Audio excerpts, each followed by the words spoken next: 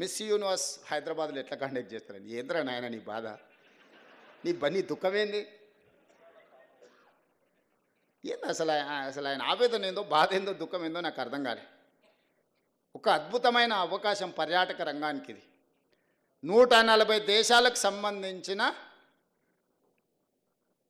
ప్రతినిధులు అందరూ మన హైదరాబాద్ రాష్ట్రానికి 25-26 రోజులు ఉండబోతున్నారు. మే 7th నుంచి మే 31st వరకు ప్రపంచ దేశాలన్నీ మన నగరంలో, మన ప్రాంతంలో, not only in Hyderabad, Warangal 1000 స్తంభాల గుడి కావచ్చు, రామప్ప గుడి కావచ్చు, పర్యాటక ప్రాంతాలు ఏవేవైతున్నాయో తెలంగాణ రాష్ట్రంలో అన్ని వాళ్ళు పర్యటించబోతున్నారు. తెలంగాణలో ఉన్న ప్రసిద్ధి చెందిన పర్యాటక క్షేత్రాలన్నిటి దగ్గర ఈ ప్రపంచ అందగత్తెలు ముందర అక్కడికి వచ్చి అక్కడ మిస్ వరల్డ్ కాంపిటీషన్స్ మన రాష్ట్ర ప్రభుత్వం నిర్వహించబోతుంది. ఎంత గొప్ప అవకాశము. 72సారి ఇప్పుడు నిర్వహించేది. 72 సార్లలో ఒక్కసారి అమితాబ్ బచ్చన్ ముంబైలో నిర్వహించాడు. 70 సార్లు ఇతర దేశాలలోనే జరిగింది. 72వసారి మన తెలంగాణ రాష్ట్రం ప్రపంచానికి ఆతిథ్యం ఇవ్వబోతుంది. 3000 ఛానల్స్ ప్రపంచం నుంచి మన దగ్గర నెల రోజులు ఉండబోతున్నారు. 3000 ఛానల్స్ అండ్ పేపర్స్ హైదరాబాద్ ఆతిథ్యం ఇవ్వబోతుంది.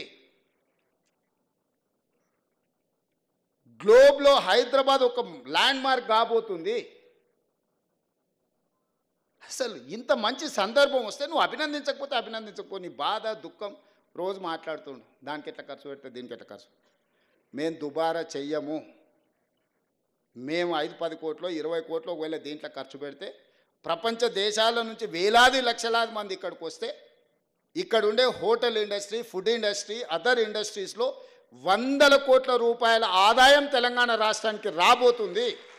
మీరే ఒక గుడికి యాదగిరి గుట్టకు పోతారు, బస్సు ఉచితం ఇచ్చినా మీరు ఉండి లేచింది అనుకోండి, ఆడ ఏదైనా షాపులలో కొనుక్కున్నది అనుకోండి, మీ ట్రాన్స్పోర్ట్ కంటే కూడా 3 అంతలు ఎక్కువ పైసలు ఖర్చు పెడతలేరా?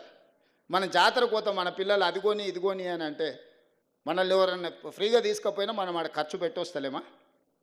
Hotel industry, food industry, transportation, ఇన్ని వేల మంది వస్తే ఎన్ని ట్యాక్సీలు, నిరుద్యోగ యువకులకు ట్యాక్సీలు నడుపుకో, ఊబర్, ఓలా లాంటి వాటికి ఎంతమందికి పని కలుగుతుంది?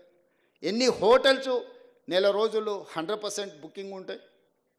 ఇంత ఆదాయం రాష్ట్రానికి రాబోతుంది. ప్రపంచ దేశాలని హైదరాబాదు నగరం వైపు చూడబోతున్నాయి.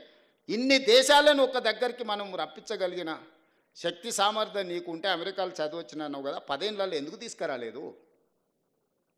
ఫార్ములా ఈ రేస్ అంట. ఫార్ములా ఈ రేస్ ముసుగులో ప్రభుత్వం పైసలు నువ్వు కొల్లగొట్టినావు స్వామి, అందుకోసమనే నువ్వు కేసు ఎదుర్కొంటున్నావు.